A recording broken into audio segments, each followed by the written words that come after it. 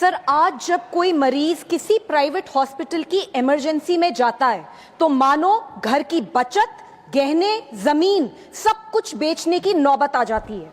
आप हॉस्पिटल के अंदर जाइए, बेड्स की कैटेगरी देखिए, डिलक्स, प्रीमियम, स्वीट, इनका रूम रेंट कई बार 5 स्टार होटल से भी ज्यादा होता है।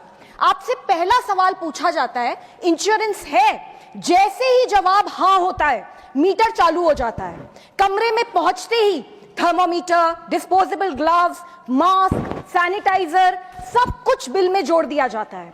हम डॉक्टरों के इलाज पर सवाल नहीं उठा रहे हैं, हमारी जिंदगी बचाते हैं, वो भगवान समान है।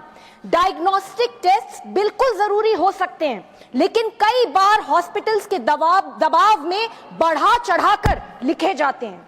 जेनरिक की जगह महंगी ब्रांडेड मेडिसिन लिखी जाती हैं, जो बाहर 15 to 20% डिस्काउंट पर मिलती हैं, लेकिन हॉस्पिटल में पूरी कीमत पर बेची जाती हैं।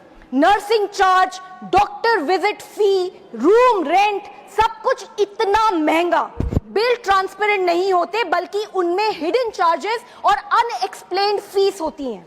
इंश्योरेंस कंपनियां भी इससे अलग नहीं हैं। प्रीमियम इतना बढ़ रहा है कि लोग पॉलिसी लेकर भी छोड़ने पे मजबूर हैं। ऊपर से कंपनीज छोटी छोटी बातों पर क्लेम्स रिजेक्ट कर देती हैं। नतीजा, हर साल लाखों परिवार कर्जे में डूब जाते हैं। सर, इस सेक्टर को रेगुलेट करने के लिए 2010 में क्लिनिकल एस्टैब्लिशमेंट्स एक्ट पास किया गया था, जिसने राज्यों को अधिकार दिया था कि वे मेडिकल प्रोसीजर्स की मैक्सिमम रेट्स तय करें।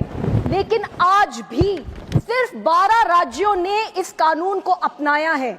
यहां तक कि देश की राजधानी दिल्ली ने भी ये कानून नहीं अपनाया।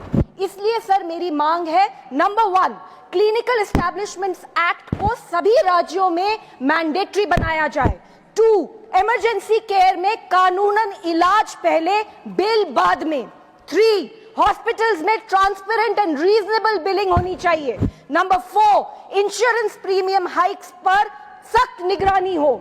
सरकार की जिम्मेदारी है कि प्राइवेट हॉस्पिटल्स में भी इंसान को इंसान माना जाए, कोई रेवेन्यू मॉडल नहीं। Sir, this is very important for the health of our nation.